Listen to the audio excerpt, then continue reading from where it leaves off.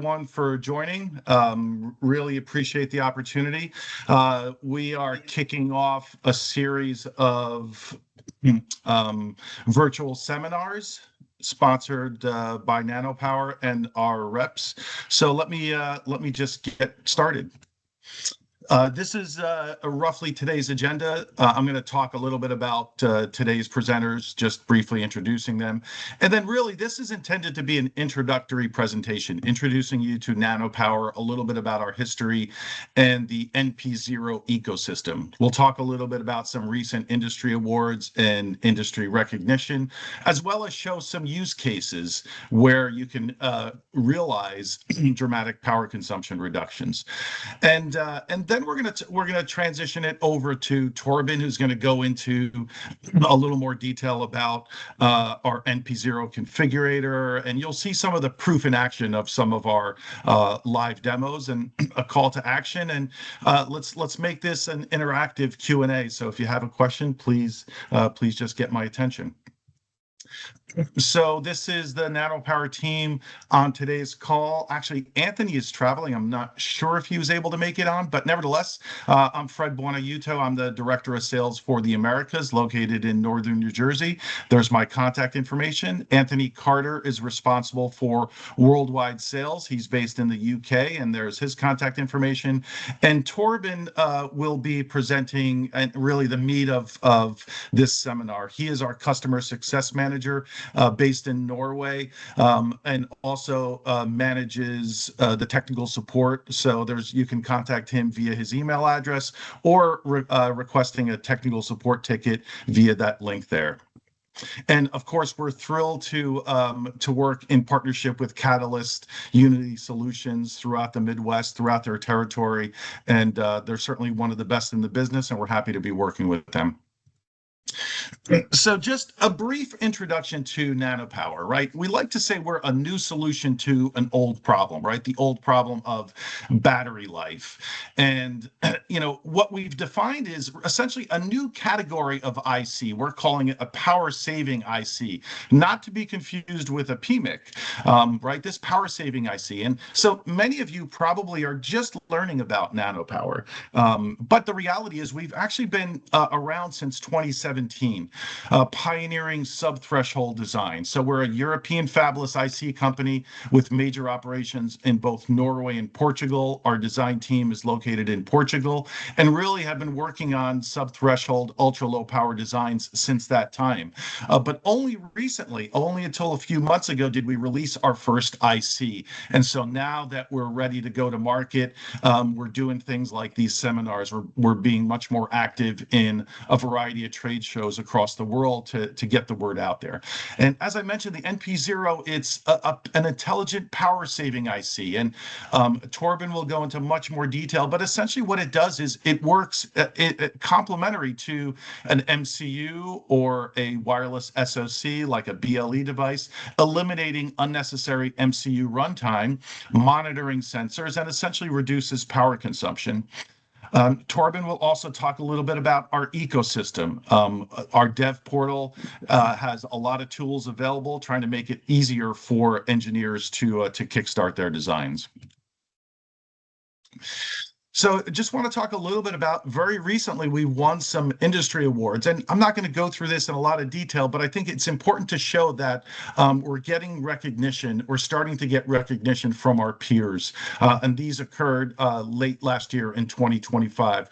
We won in a couple of different categories, consumer semiconductor in the energy efficiency category. We won product of the year, and we're highly commended for medical semiconductor a year. So I think this is really important validation for us, as well as customers and partners that are considering using NanoPower.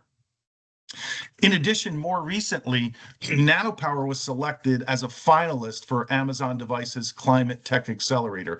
And what this is, Amazon has this goal of being carbon neutral by some point in time in the future. So every year they have this Climate Tech Accelerator where they look at new and innovative technologies, and not just semiconductors, but they span across a wide array of technologies and solutions that will help them in the area of energy efficiency and and reducing carbon impact.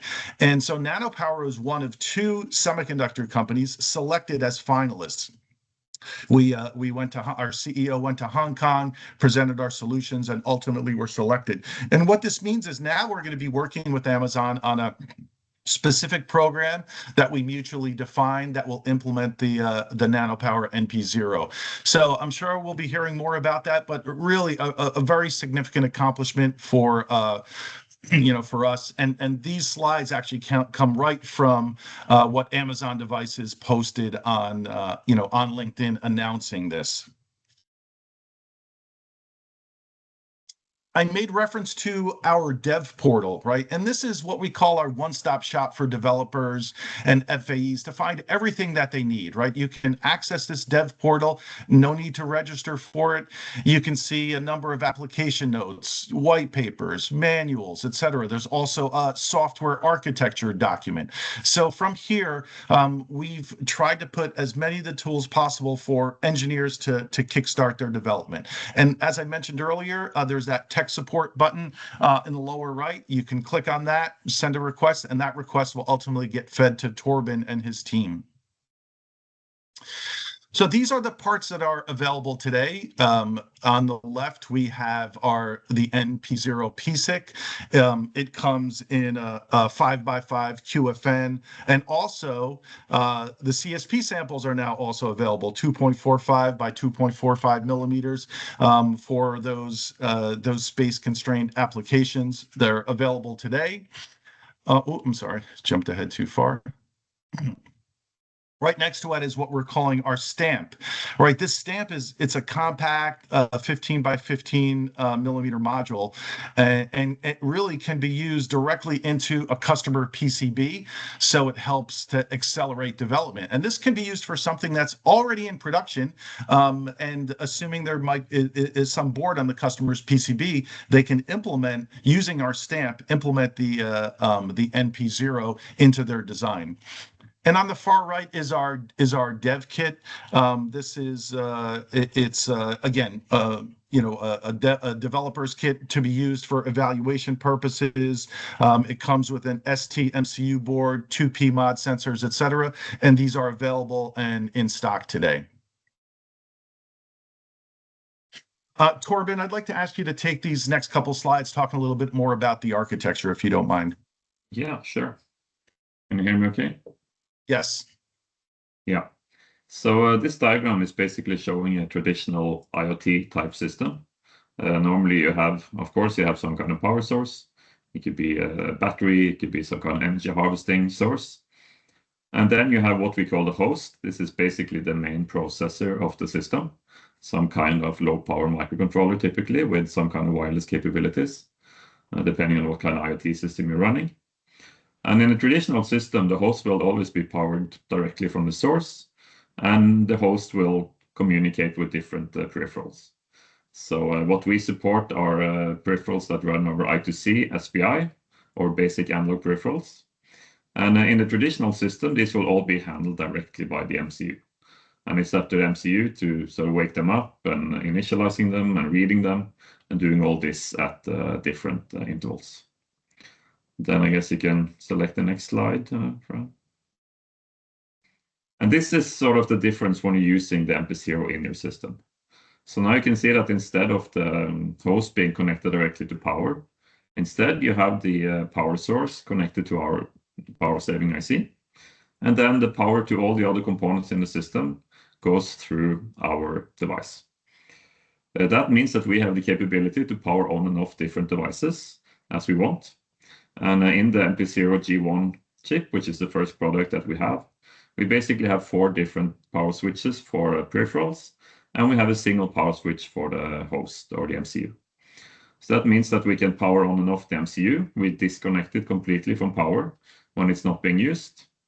Same thing with the peripherals or sensors. So up to 4 sensors can be turned on and off. And that also means that the sleep current of the entire system is basically just the sleep current of our device. And our device in sleep is 100 nanoamp. So it's much lower than most of these other components. But then what we can also do is that we can communicate with peripherals on behalf of the MCU. So rather than the MCU having to wake up and read sensor data, do these different things, we can do that on the CPU's behalf. And I mentioned in sleep we have about 100 nanoamp current consumption. When we're active reading a sensor, we're around 1 microamp. So still this is very low. And what that means is that we can wake up these different peripherals at different intervals. We can communicate with them, we can initialize them, read values. And then we have these sort of threshold settings inside the nPZero, which allow you to trigger a wake up of the CPU only when something important happens. So it means that we can run the system in a really low power state and only wake up the MCU when the MCU needs to do something. As you can proceed, Fred. So this is just a more technical overview of our chip. So here you can see we have one larger switch for the MCU or the host. This one can provide up to 10 milliamp directly. So it means that if your MCU will never draw more than 10 milliamp, you can connect it directly to our device without any transistor or switch in between. If you do need to draw more than 10 milliamp, like most RF solutions need more than that, then you can connect an extra switch and configure our device in a sort of logic output way. It's a similar concept with the sensors, but there the limit is 1 milliamp instead of 10. So any sensor that is only 1 milliamp or less, you can connect directly. Otherwise, you can use a switch. There you can see you have the 4 different switches for the sensors. We have the I2C and SPI interface, which is used for communication. You can have, the limit is basically the number of power switches. So you can have up to 4 sensors in any configuration, either SPI, I2C, or a combination of the two. And then we have a digital core. So it's important to note that we don't have a microcontroller in our chip. What we have is a sort of configurable state machine. So we have a set of configuration registers for configuring our device, but you cannot write code for it directly. Then we also have a small SRAM block. So this SRAM block is used to store configuration data for the sensors, because it's important to remember that we power on and off the sensors for every wake up. So it means that when you wake up the sensor, it will basically have no context, it will have no configuration, it will be sort of reset to default values. So if you need to change some register in the sensor to get the right readings, then you can store that data in the SRAM of our device. We also have a small low power ADC. It has a single internal channel for measuring the VBAT or the supply, and a single external channel for connecting to something else. And then we also have this basic clock and timer module, which can either have a sort of internal source, which generates internal all the clocks, or you can use an external crystal if you want more accurate timekeeping. And that's about it for this. I guess you can go to the next slide. Okay. Yeah. I can take this slide, Torben. Right. So we often get asked, what are the verticals? What are the applications, right? And so it's certainly not limited to these 8, but here are some of the typical applications where the nPZero would work, right? Think of, you have goods monitoring, right? Really, and if you think of the nPZero is a great fit if you can answer yes to these 3 questions, right? Is there an MCU that's doing some event monitoring? Is there a battery, is the application a battery powered one?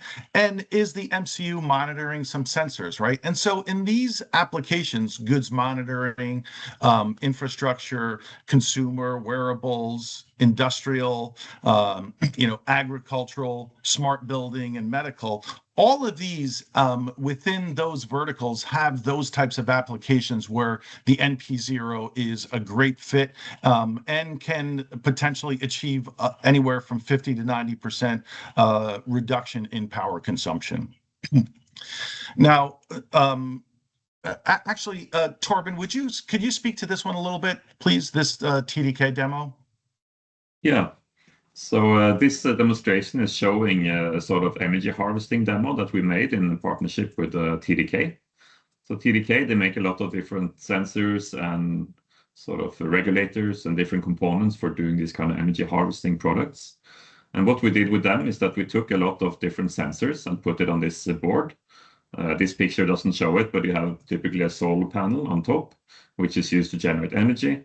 And then we use some kind of solid state batteries or different kind of energy storage solution to harvest that energy and store that energy. And then, of course, we use the nPZero device to run this whole system at a really low level. And what we did with this demo, we were actually able to measure 4 different sensors. I think one is an environment sensor with temperature, humidity. We have an IMU for acceleration. There's an air pressure sensor. I believe there's also a presence sensor for detecting movement. And when we're running these 4 sensors at about 5-second measure intervals, the entire system is drawing less than 1 microamp on average for the total system consumption. So it's really low power system.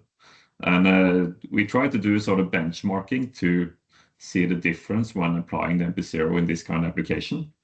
And there we saw that when the sensors are used in an interrupt-driven way, meaning the sensor is doing its own sensing and waking the nPZero when something happens, we saw a reduction in total system current of about 89%.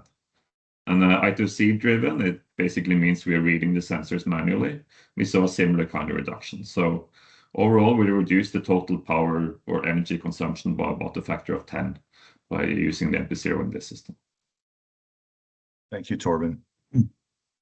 And here are actually some more real world use cases, right? So many of these, you can actually see them on our website in the early adopter section, right? So some of these are early adopter customers that have built something in hardware and done their own measurements. So you can actually see the net effect on overall system, a reduction in system current and an increase in battery life. So I'm not going to go through them in great detail, but it's new technology. And so we wanted to show that some early adopter customers have actually built some examples in hardware. I'll just speak to a few of them.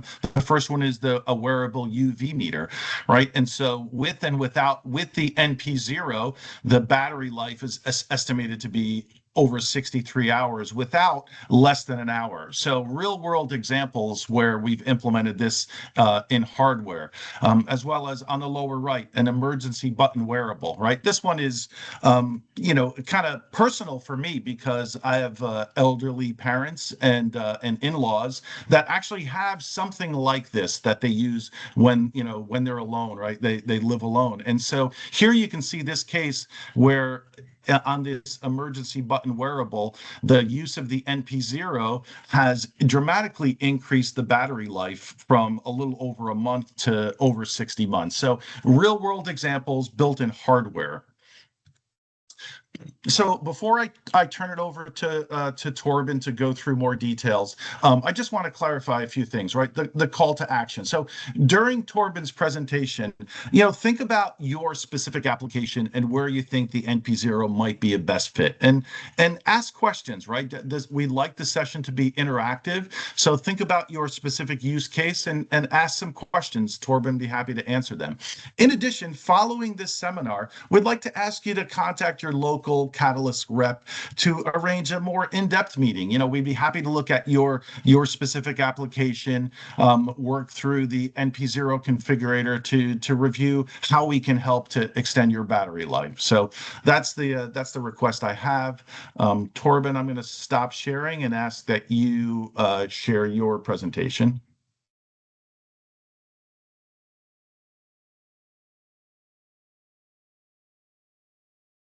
You see my screen? Yes. Great. So I'm going to go through the technology in a bit more detail, and some of this will be a bit of repetition, but I think it's important to state the basic concepts. So again, this is sort of traditional system where you have the CPU, you have various sensors connected to your CPU, and everything is run directly by your CPU. Everything is also connected to power. And then again, we see the nPZero variant where it's sort of breaking the link between the power source and the components. And now the nPZero is in control of the whole system. And then the nPZero is able to turn on and off different components at different times. The first time you boot the system, it's up to the host CPU to write the configuration into the nPZero device. And the reason for that is that we don't have any non-volatile memory in our device. So it's assumed that the CPU will have some flash or OTP, where it will basically store the configuration for the nPZero. And the configuration for our device is a list of registers that you can write to set basically the behavior of the state machine. How do you want the nPZero to operate? And you have to do that the first time you power up the system. And once that is done, you can then tell the nPZero to sort of take over control of the system. Once that happens, the CPU is completely shut off from power, and then the nPZero will start running. And then we will read sensors, we will configure the sensors, we will check the threshold values, and sort of run this state machine as configured. And once some kind of wake up trigger happens, only then do we wake up the MCU. And the MCU can get the last reading from the nPZero and send a signal over wireless or do whatever else it needs to do. This is sort of showing, here we're sort of benchmarking the average current consumption and trying to look at the difference between using the nPZero or not. So again, this is a traditional example with the MCU and different sensors. The MCU has some kind of active period where you're doing sort of RF or doing processing or running security algorithms or whatever else, which happens at a certain interval. Then you have the different sensors, which you need to read at different intervals. And all of these devices also have standby currents or sleep currents in between activity. And the total system average is then given by this formula. We have these different intervals for the different activities, and we have the active and the sleep current of the different component, which sort of gives us the total power budget. But once you introduce the nPZero, it looks a bit different. Suddenly, you no longer care about the sleep current of any of the components. The MCU doesn't have to read sensors anymore, so you remove quite a lot of activity from the MCU. And instead, it's now the nPZero that has the role of communicating with the different sensors. And then you get this sort of simplified power budget, which is now using the sleep current of the nPZero instead of all the other. It's using the polling current of the nPZero, which is around 1 microamp, like I mentioned earlier. And it's removing quite a lot of the current from the total system. But then for total transparency, there's also a price to pay. There's no free lunch in engineering. So the one drawback of using the nPZero is that if you're waking up these devices from total shutdown, it means that it takes a bit more time to start them up. So if you're powering up the MCU from shutdown, it needs to boot. The same with the sensors that typically have some microsecond or milliseconds of time it needs to start the sensor. And you have to take this into account. So you will have a small penalty in terms of the boot energy of the different components. And what you will quickly see is that this boot energy is on top of this timing here. This basically means that if the time interval is small, the boot energy will be more relevant.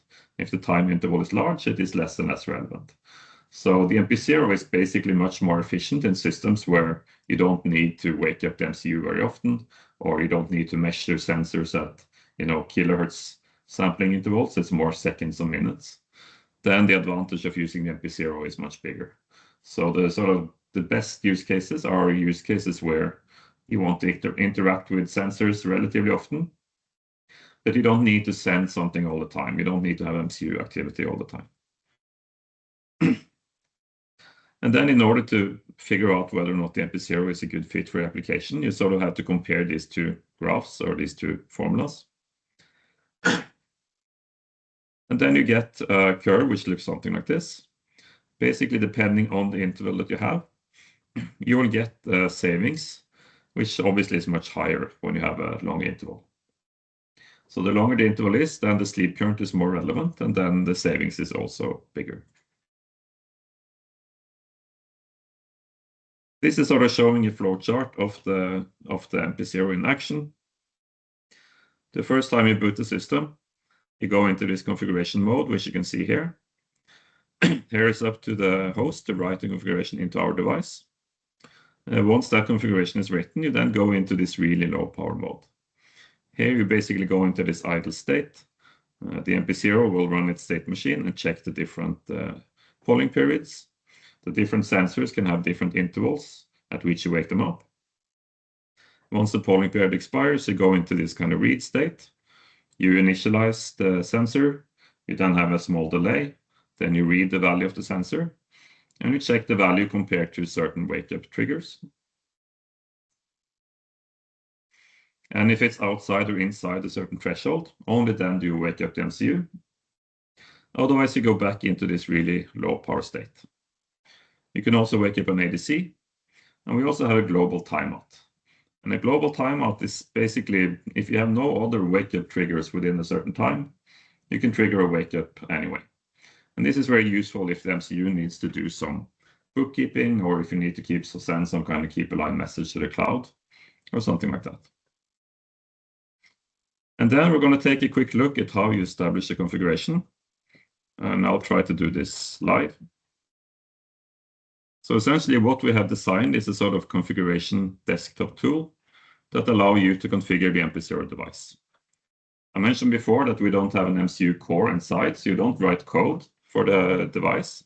What you write is a set of configuration registers that the host needs to write into our device to make it operate in the way that you want.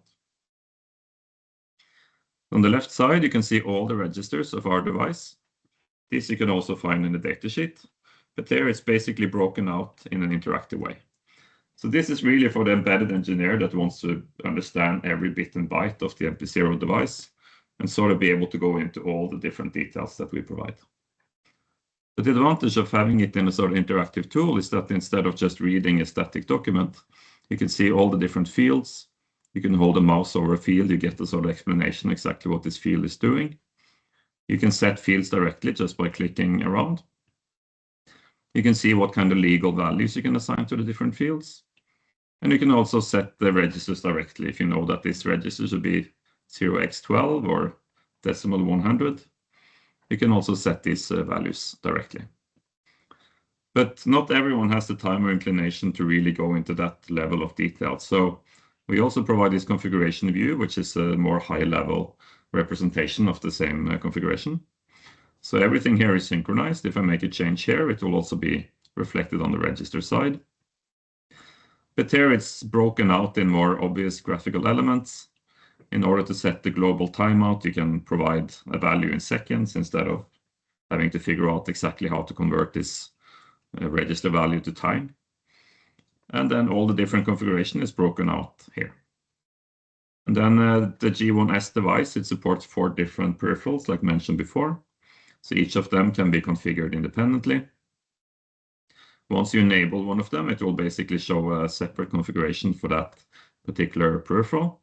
And here we have all the settings related to the sensor or the peripheral. You will have an independent wake-up interval for this device. You can choose between I2C and SPI. There's the main polling modes, which is sort of saying how will the state machine poll this sensor. The normal way is that you wake it up on an interval, you initialize it, then you have a configurable delay, then you read the sensor, and then you compare it against the threshold to see if you want to trigger a wake up or not.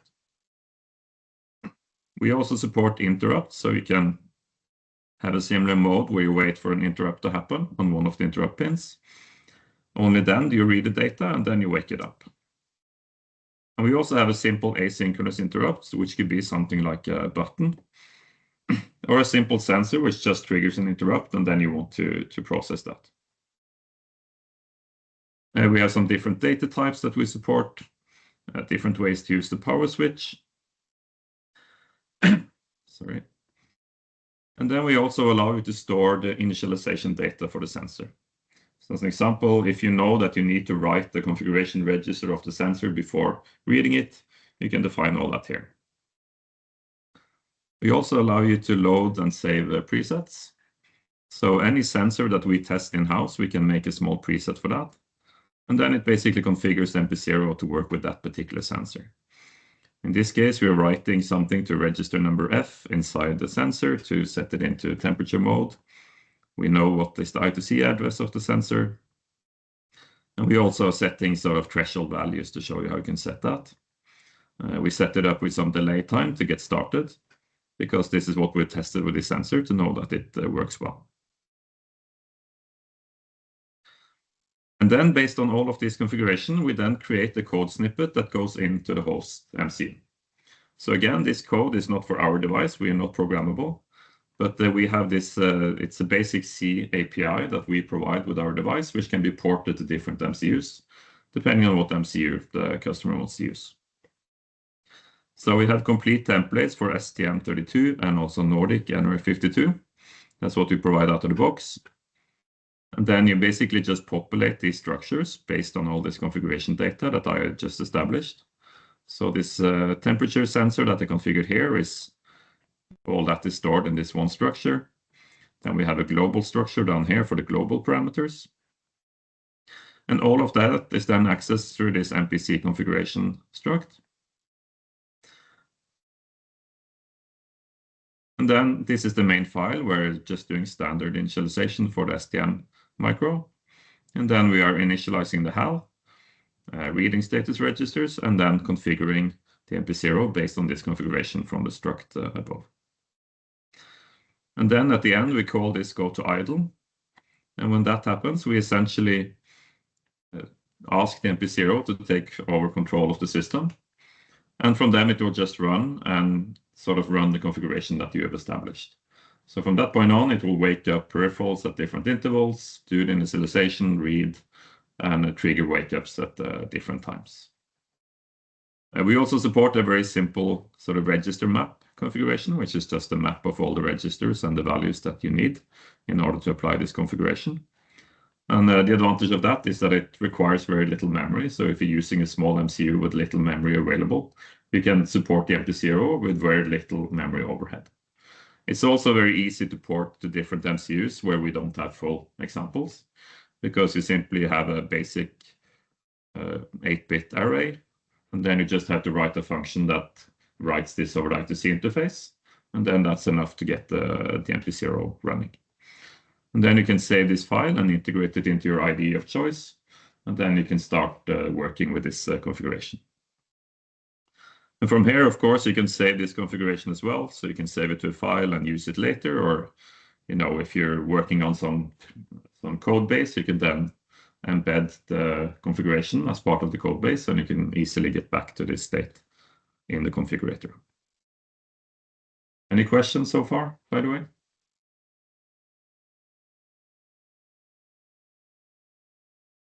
If not, I guess it's time for a quick demo.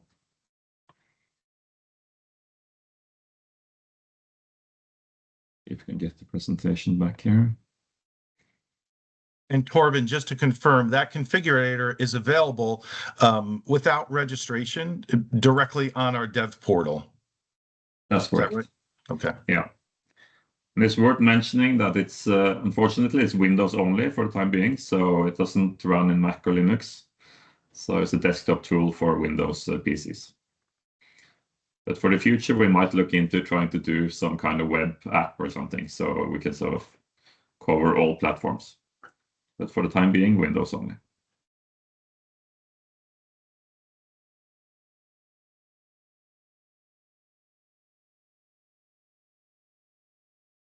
Okay, I can see the presentation, I assume.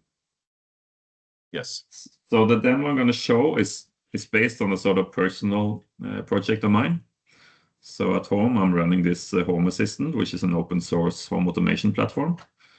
And of course, I did what everyone does. I went on AliExpress and I bought a 10-pack of temperature humidity sensors, so we can have live readings of temperature and humidity in all the rooms of my house. And that works great. I have these small sensors you put into every room, and then you can connect that to other automations and turn on heaters or different things based on those readings. But then the problem here, of course, is you have 10 of these sensors, and the average battery life here is around 1 year on a basic 2032 coin cell. And if you only have one, that is fine, but when you have 10 of them, it gets tiring. And of course, this is sort of first world problem, I guess. But obviously, you have a lot of people which might have hundreds of sensors if you're doing some kind of commercial or industrial installation. And also, you have the aspect of waste and cost of buying and throwing away all these batteries. So this is a good use case where just having improved battery life can make a big difference. So what I did was to make a sort of, what should we say, a nano-power version of this kind of product. So this is a small board which has it uses a Nordic Semiconductor wireless RF MCU. So it's a nRF54L15, which is sort of state of the art if you want to do short range wireless. And for full disclosure, I used to work for Nordic before I joined nanopower, so I know their products very well. And then it's the nanopower nPZero G1S, which is the first product, the one that we have in production today. And then it has a basic HCC 2080 temperature and humidity sensor from TI, which I know is a good fit for the nPZero. And then it also has extension headers, so I can potentially add a display or add other sensors and things on the side here. Let's see if we can demonstrate this live.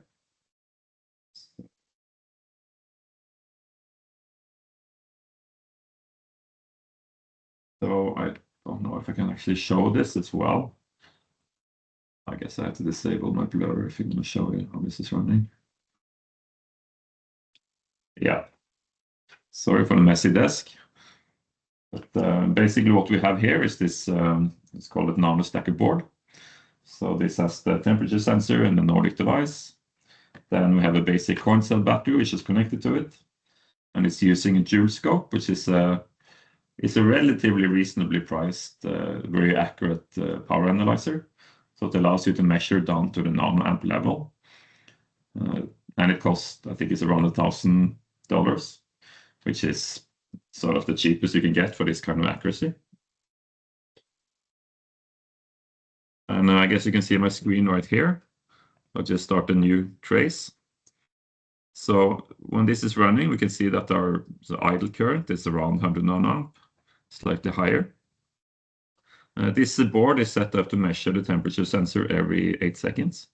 So you can see you get this spike every time we're reading the temperature. But still, the total average current when we're only reading the sensor should be around 250 nanoamp, thereabouts. So it's reading every 8 seconds, and it's configured in such a way that if it detects more than about half a degree of temperature change, only then it will wake up the MCU. Or barring any change in temperature, it will wake up the MCU anyway about every 1 minute to send a signal. So just doing the readings, it's around 250 nanoamp average. But it's good to know that even though most of the time you don't need to wake up the MCU because temperature doesn't change all the time. But if a change were to happen, like you open a door or there's a fire or something important happens, you can respond to that quickly and wake up the MCU. So right now the average is really low. Then here we saw we got a wake up, most likely a global timeout occurred. And it's sending a signal to my, if this was at home, it would send a signal to this home assistant system.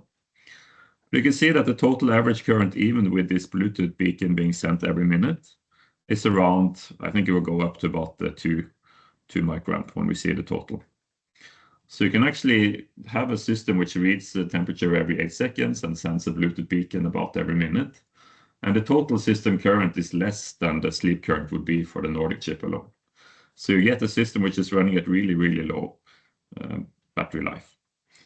And about 2 microamp average should give you, in theory, a decade of battery life on a CR2032 coin cell.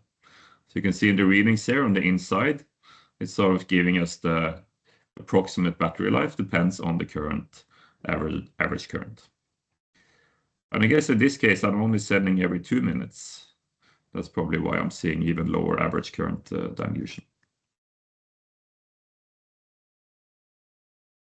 And doing some testing, let's see, I'll just get my slides back. Sorry.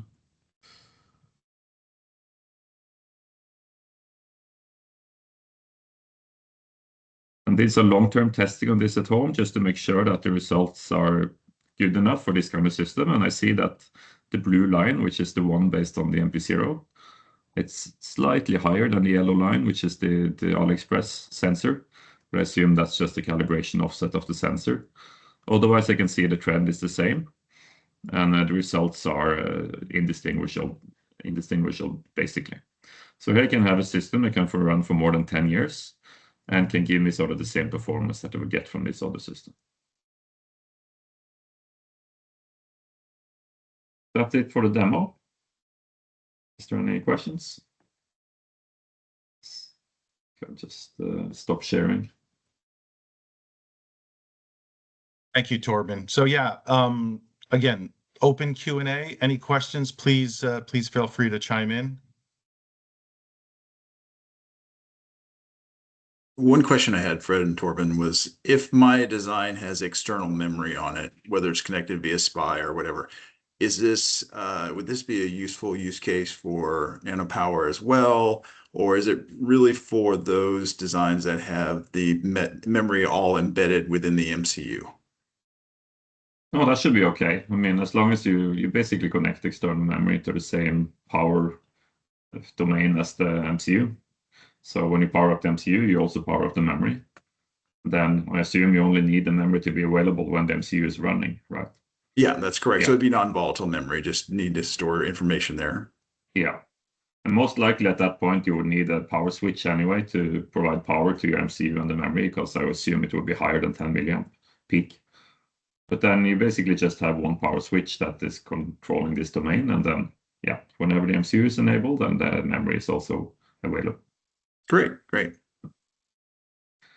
And I guess that's almost leading into a question we get quite a lot from customers, if you can use our device directly with external memory, like use our device to sort of write sensor data into external memory. And that, unfortunately, is not something we support today. It's something we're considering for future products, but at the moment, yeah, the MCU would have to be connected to the memory if you want to use an external memory device. Thank you.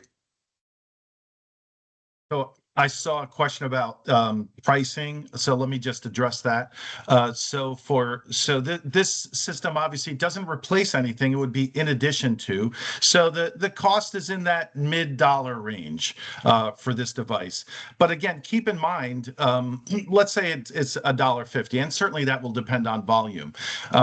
With these power savings, potentially you could use a smaller battery. Potentially you can have a less featured MCU.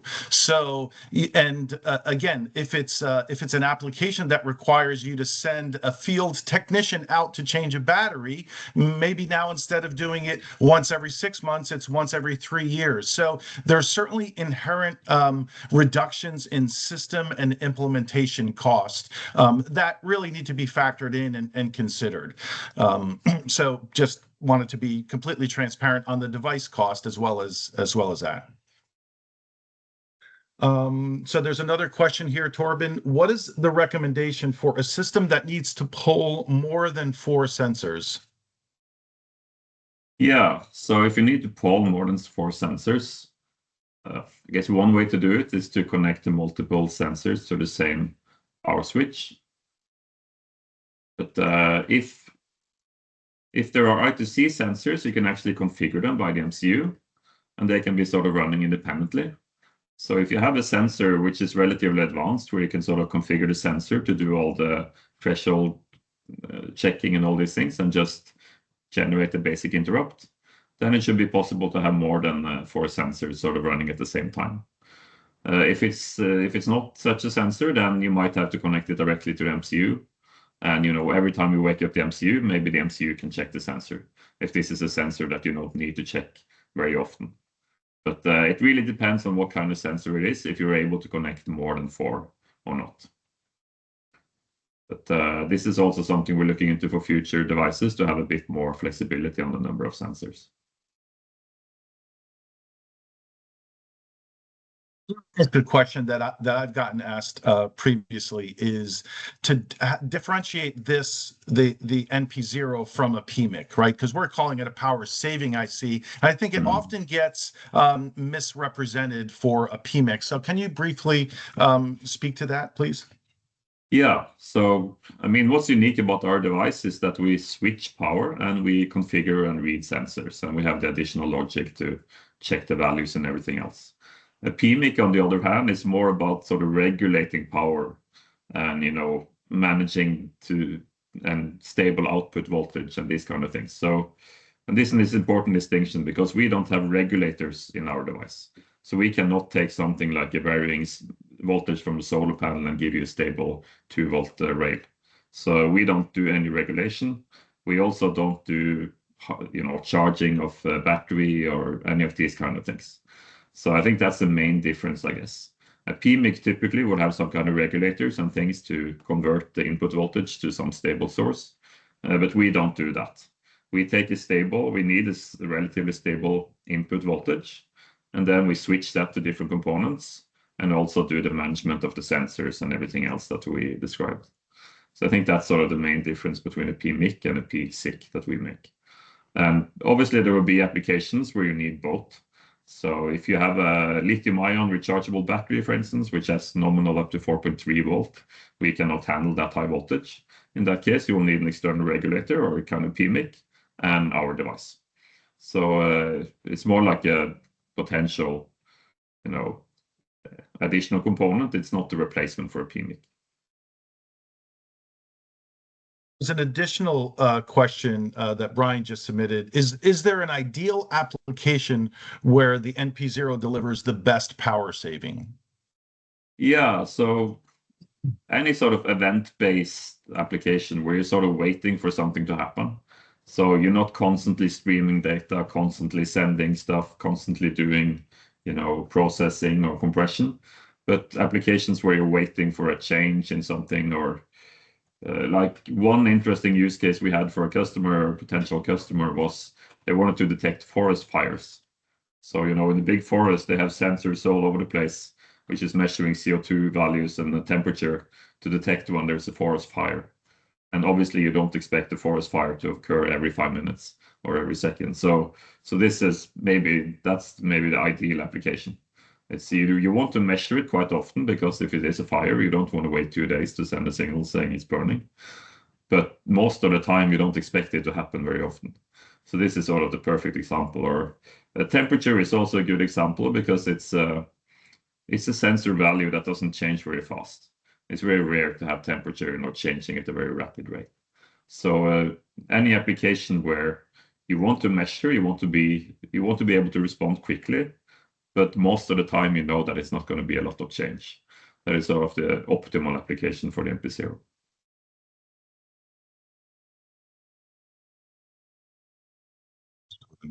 Give a little more detail on how the initial power up works, like when the battery is first applied, and how does the MCU know if the nPZero needs configured? Yeah, that's a good question. So basically, when you wake up from a power reset, the default behavior is always that the MCU is powered up. So first time you power up the system, the MCU will be powered and the nPZero will be powered. And then the MCU will be in the sort of master mode on the bus, which means that the MCU will be in control of the I2C communication. And then the MCU, what you typically do the first time you wake up is that the MCU will read the status registers of the nPZero device, which will tell the MCU what was the reason for this wake up. And then you can know, was this a total system wake up from power down? Or was it just a sensor that triggered a wake up, or an ADC channel that triggered a wake up, or something like that? And based on those status registers, the MCU can then know, do I need to write the configuration into the device or not? So it was a total system reset from power down. Then the MCU knows you need to write all the configuration into the nPZero, because all of those registers will be reset. But if you're just getting a wake up from one of the different wake up sources, you know that this was just a normal sort of trigger wake up. It was just the nPZero waking the host because something happened that the MCU needs to respond to. So it's basically a small sort of if check in the start, just checking the status registers, verifying if this was a total reset or not, and then conditionally writing the configuration into the device. And then if you get a sensor wake up, like a temperature sensor triggered, for instance, then you might want to read the value of that sensor. Maybe you need to update the thresholds in the device, do some change of the configuration dynamically, and then, finish that and then go back to sleep. Hopefully that answered your question. Yeah, thank you.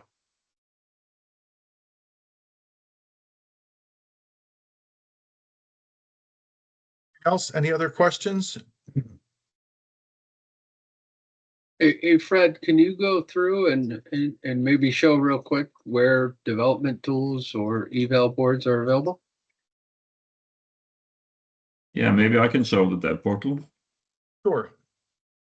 So share again. Yeah, so as mentioned earlier by Fred, the dev portal is the main technical website that we provide. So We have the sort of marketing side, which is nanopowersemi.com, and then we have dev.nanopowersemi.com, which is the technical website. And the technical website is based on the framework, which makes it very easy for us to add new documents and update files and do things like that. And in here, there's a lot of links here, but basically if you just click on any of them, you go into this kind of tree structure. And pretty much everything on the dev portal can be found in this one tree. And here the idea is that we have different products. At the moment, we only have one product, which is the nPZero G1S, but obviously this will grow as we add more products to the portfolio. And then for each product, the first link will be the technical documentation.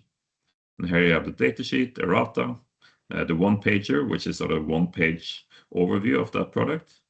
In this case, we also have a quick start presentation, which is a PowerPoint, which is going in even more detail than what I did today. So if you really want to dig into the details of the product, there is a nice presentation here going through the different modes and ways that you can configure the device. We also provide older versions in some cases, and this is just a direct PDF link that you can download. Then there is a user guide and overview of the development kit. So for the nPZero G1S, the development kit is this one here.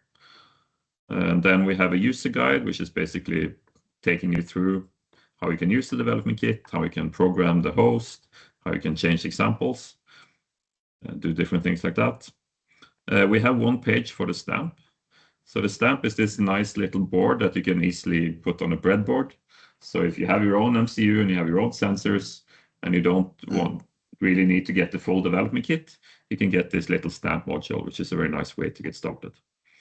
We don't have a lot of information on the stamp at the moment, but we have schematic, BOM, typical hardware files, so you can get started using it.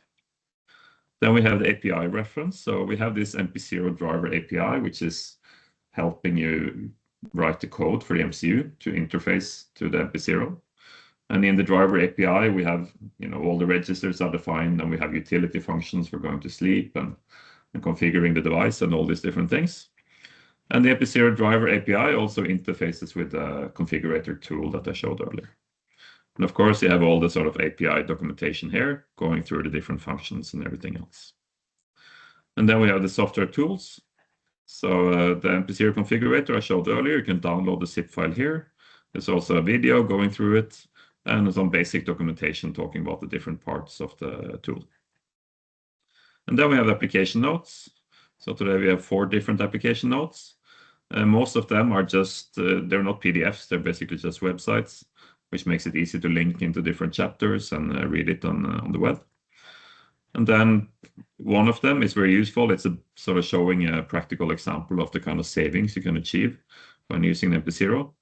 This is based on a Nordic 52840 device, I believe. Then there's some bring-up guidelines. So if we had some customers that made their own PCB and they were a bit unsure how they should test the PCB and get started. So we made some guidelines how to sort of test the PCB in the first phase. Then we have a separate one to help people measure power using the Joule scope or the Nordic PPK2. And then we also have some software design guidelines. And I guess this one is good. It fits well into the question you asked earlier about how the MCU should verify if you start up or not. So here you sort of have a flow chart showing what the MCU should do, checking if the device needs to be configured and things like that, and going through the different things that you have to take care of when you write the software with the nPZero in mind. And then, other than that, there's some links to a GitHub page. If you scroll down, there's a link to the technical support form where you can register support tickets.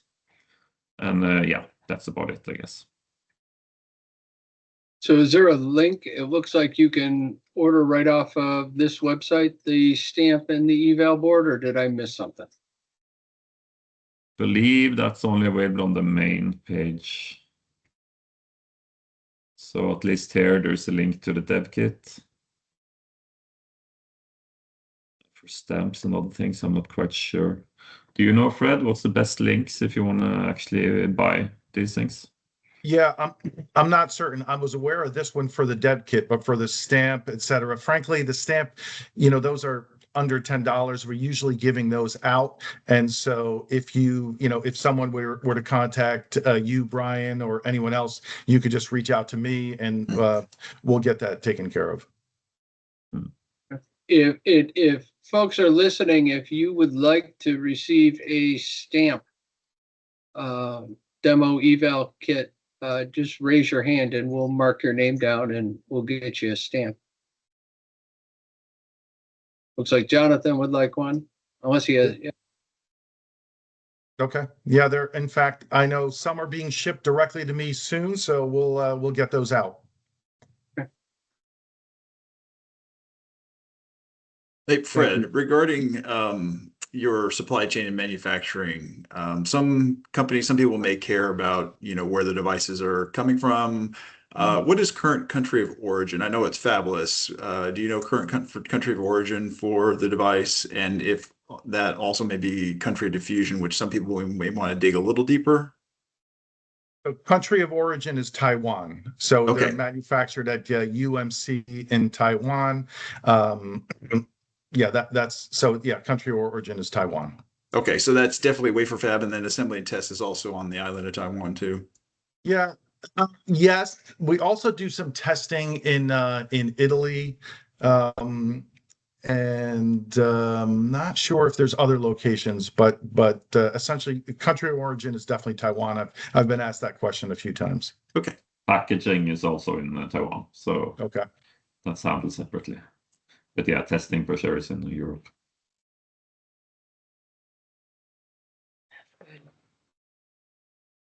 Okay. Last call for questions. I know I want to be respectful of everyone's time. We're coming up on 10 p.m. Eastern. So, well, listen, I just want to thank everyone for joining. I think we had a really good, productive session, some good, active questions. If you think of something after the fact, please contact your Catalyst salesperson directly, or feel free to use the contacts that we shared on the slides. I will make those slides available to everyone. We'll send those out, and really appreciate your time. Happy to have you fully engaged with us all. So thank you very much, and everyone have a great day. Thank you, Thank you. Power team. Okay. Thank you, everybody. Thank Thank you. you. Bye-bye. Bye. Thank you.